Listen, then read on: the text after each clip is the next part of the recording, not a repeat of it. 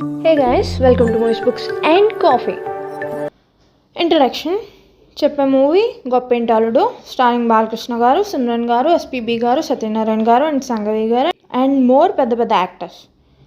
So maximum important are ఇక్కడ వీడియోలో అవసరం లేని వాటిని తీసుకురాకుండా, అంటే స్పాయిలర్స్ లేకుండా చెప్పడానికి ట్రై చేస్తాను. అంటే మూవీ ఖచ్చితంగా బ్రేక్ డౌన్ కాబట్టి తెలుస్తాయి, బట్ అవి మోస్ట్లీ రాకుండా చూసుకుంటాను. ఎందుకంటే నిజంగా ఈ వీడియో చూసి మూవీ చూడాలి అనుకునే వాళ్ళు ఎంజాయ్ చేయాలని. సో మీరు కనుక మూవీ చూడకపోతే చూడండి, నాకు నేను నచ్చుతున్నట్టయితే సబ్స్క్రైబ్ చేసుకోండి. Thank you. ఈ వీడియోలో first plot synopsis, second break down of the movie, అంటే on screen and off screen రెండు ఉంటాయి. ఆన్ స్క్రీన్ దగ్గరకు వస్తే అందులో story and narrative structure, second character analysis or character development, third dialogues, off screen వచ్చేస్తే technical aspects, direction, actors, cinematography and visuals, editing and pacing, sound score, mise en scene, if any, themes and messages. Okay, number 3, opinion or final words. So plot. So spoilers లేకుండా చెప్పడానికి try చేస్తాను. So hero and family ఒక చెత్త కుటుంబం, అక్కడ నుండి దూరంగా వెళ్ళాలి అని తాను, అండ్ ఇంకో పక్క అరేంజ్డ్ పెళ్ళి ఇష్టం లేక హీరో ఇలా వేరే కంట్రీకి వెళ్తూ కలిసి ప్రేమించుకుంటారు. హీరో ఇంట్లో ఓకే అయ్యి హీరోయిన్ ఇంట్లో ఒప్పించి చేసుకోవాలని డీడీఎల్జే టైప్లో హీరోయిన్ ఇంటికి వెళ్ళి అందరినీ ఒప్పించి చేసుకోవాలని అక్కడికి వెళ్తాడు. హీరో అక్కడ ఆ చెత్త గ్యాంగ్ని ఎలా ఒప్పిస్తాడు, ఇంట్లో ఉండే villain gang and main villain ఒకరేలే, తను చాలు ఒక 10 మందికి, తన ఆట ఎలా కట్టించి ఫైనల్గా హ్యాపీ మ్యారీడ్ లైఫ్ బిగినింగ్ అట్లా తీసుకుంటాడు. ఇది సింపుల్గా story without spoilers. Number 2, break down first the story and narrative structure and genre. So ఇది 3 యాక్ట్ స్ట్రక్చర్, అంటే setup, confrontation and resolution. So story ఆ పెళ్ళి చెడిపోవడానికి కీ రీజన్స్ సెటప్ అయితే దాన్ని ఫేస్ చేసి సాల్వ్ చేయడం కాన్ఫ్రంటేషన్ అండ్ రెజల్యూషన్. స్పాయిలర్స్ లేకుండా చెప్పడానికి ట్రై చేస్తున్నా కాబట్టి విత్ ఎగ్జాంపుల్స్తో చెప్పట్లేదు, బట్ మీరు మూవీ చూస్తే తెలుస్తుంది. జోనర్ దగ్గరకు వస్తే ఇది రోమ్ కామ్, అండ్ రోమ్ కామ్కి సరిపడా అన్ని ఎలిమెంట్స్ అండ్ ఫ్యామిలీ ఎంటర్టైనర్ అని చెప్పొచ్చు. క్లీన్ రోమ్ కామ్ ఎంజాయ్ చేసేవాళ్ళు ఎవరైనా ఎంజాయ్ చేస్తారు. బ్రేక్ డౌన్లో next one, character analysis and development. ఇది ఈ మూవీలో నా ఫేవరెట్ పార్ట్. ఎస్పెషలీ నేను ఎగ్జిట్ చేసే క్యారెక్టర్స్ అంటే కోట గారు అండ్ సాధిక గారు. Okay, coming to the thing, ఇందులో క్యారెక్టర్స్ చెప్పాలి అంటే హీరో అండ్ డాడ్, సంగవి గారి క్యారెక్టర్, హీరోయిన్ కోట గారు అండ్ సాధిక గారు, జయప్రకాష్ రెడ్డి గారు అండ్ క్రూ, ఫైనల్గా హీరో హీరోయిన్ ఫ్యామిలీస్ ఇట్లా ఉంటాయి. So first hero and dad Balakrishna గారు, ఎస్పీబీ గారు, సరదా చాలా లవ్ ఉండే తండ్రి కొడుకులు, డీడీఎల్జే టైప్ అనమాట. అలానే వీళ్ళ ఫ్యామిలీ అన్నా కదా, ఇక్కడ వీళ్ళ ఇంట్లో పనిచేసే వాళ్ళు ఫ్యామిలీలో చూసుకుంటారు. ఇక్కడ ఈవీవి గారు ఆయన గురువు గారి ఈయన జంధ్యాల గారి మార్క్ కనబడుతుంది. ఆ క్రేజీనెస్, ఎస్పెషల్లీ అహనా పెళ్ళంటాలో హీరో అండ్ డాడ్ వాళ్ళ మధ్య స్టార్టింగ్ సీన్స్లో ఉండే క్రేజీనెస్ జస్ట్ కొంచెం. ఇంకా హీరోయిన్ ఇందులో పాపం చాలా సాఫ్ట్ అండ్ కొంచెం ఇన్నోసెంట్ క్యారెక్టర్. వీళ్ళ ఫ్యామిలీ క్వైట్ ఆపోజిట్, రక్తం పీల్ చేసేలా ఉంటారు. ఇంకా సంగవి గారి క్యారెక్టర్ అయితే విషయంతో ఉండే ఒక తేల్ లాంటి క్యారెక్టర్. జగప్రకాష్ రెడ్డి గారు అండ్ క్రూది మూవీలో చూసి తెలుసుకోండి. ఇంకా కోట గారు అండ్ సారిక గారు నా ఫేవరెట్ డ్యూ. ఇన్నోసెంట్కి ఇన్నోసెంట్ డాటర్. కోట గారు చేసే ట్రయల్స్, తన కూతురైన సారిక గారితో ఆయనకున్న డైలాగ్స్ అవన్నీ భలే ఉంటాయి. నా ఫేవరెట్ అండ్ ఏ మూవీలో మోస్ట్ ఫేవరెట్ వీళ్ళిద్దరి మధ్య సీన్స్. ప్లాట్ తర్వాత అసలు ఆ తండ్రి కూతురు సీన్స్ని ఎలా పెట్టాలని థాట్ వచ్చిందో కానీ కోట గారికి కాంబోగా అక్కడ ఆయన డాటర్ అయితేనే కరెక్ట్ అన్నది నిజంగా గ్రేట్. ఈ కాంబో మాత్రం ఓవర్ ఎక్స్పెక్టేషన్ పెట్టుకోకండి, మొత్తం ఫీలింగ్స్ చచ్చిపోతాయి. ఏం లేదనుకుని వెళ్ళండి. బట్ ఈవీ గారికి థ్యాంక్స్ చెప్పాలి, ద బెస్ట్ అండ్ నా ఫేవరెట్ ఈ డ్యూ. డైలాగ్స్ ఎవరైనా రాస్తారు, మంచి డైలాగ్స్ మంచిగా రాయడం కొందరు చేస్తారు, బట్ గొప్పగా రాసేవాళ్ళు కామెడీతో పంచులు, ప్రాస్లు, రైమింగ్లు, అసలు మాటలతో ఆడేసుకోవడం చూసారా, అవి వినగానే ఇవి జంధ్యాల గారి డైలాగ్స్ అని ఎవరైనా తెలిసిన వాళ్ళని చెప్పేస్తారు. రాసింది ఎవరో చూడకుండా ఇది రాసింది ఆయనే అని అంత గొప్పగా ఉంటాయి, అంత డిఫరెంట్గా ఉంటాయి. అంతేనా ఆయన శిష్యుడు కదా. ఈవి గారి మూవీస్లో కూడా అలాంటివి చూడొచ్చు, కొన్ని వాటిలో అద్భుతంగా, కొన్ని వాటిలో మామూలుగా ఉన్న ఆ చమక్కులు మాత్రం ఉంటాయి.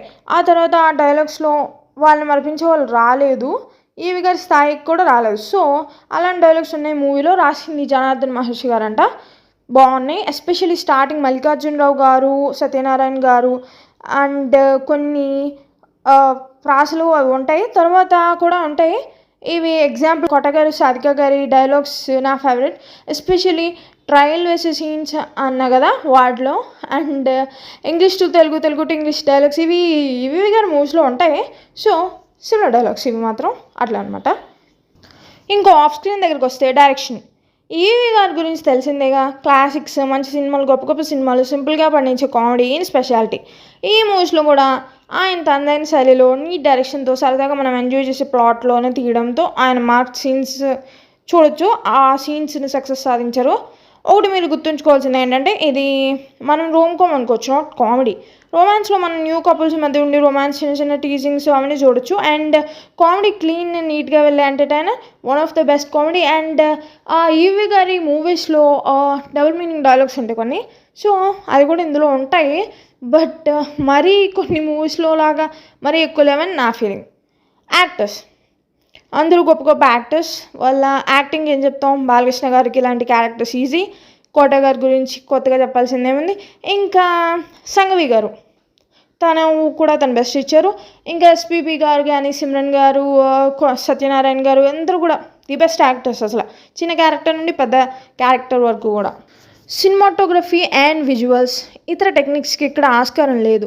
స్విట్జర్లాండ్లో సాంగ్స్లో కొన్ని చూపించారు కానీ పెద్ద ఇంపార్టెన్స్ లేదు. ఆ టైంలో అంత ఇంపార్టెన్స్ ఇచ్చేవాళ్ళు కాదనుకుంటా మన ఇప్పుడు ఇస్తున్నట్టు. సో అంత లేదు ఆస్కారం. ఎడిటింగ్ అండ్ ఫేసింగ్, మూవీ అంత పర్ఫెక్ట్ పేజ్లో వెళ్తూ మంచిగా ఎడిట్ చేసిన అవుట్పుట్ ఇచ్చారు. నాకైతే అక్కడ బోర్ కొట్టదు ఈ movie. Sounds good. First song ఏమో అంత నచ్చలేదు, కానీ తర్వాత 3 సాంగ్స్ యావరేజ్. అండ్ ఆబ్వియస్గా హీరోయిన్తో కానీ సాంగ్స్ మేము చూడము, స్కిప్ చేస్తాము. సో ఆ సాంగ్ మీరే చూసుకోండి. అంటే బాగుంటే చూస్తాం మేబీ, బట్ బాగోకుండా కూడా, అంటే బాగోకపోతే హీరోయిన్తోనే చూడం, ఇంకా వేరే వాళ్ళతో ఇంకేం చూస్తాం. ఫైట్స్ ఉన్నాయి మూడు కూడా good. మిజన్ scenes, costumes good, sets అన్నీ బాగున్నాయి. లొకేషన్స్కి పెద్ద ఇంపార్టెన్స్ లేదు. మోస్ట్ ఆఫ్ ద మూవీ ఇంట్లోనే అవ్వడం వల్ల ఇందాక పైన చెప్పినట్టు అనమాట. Number 3 message.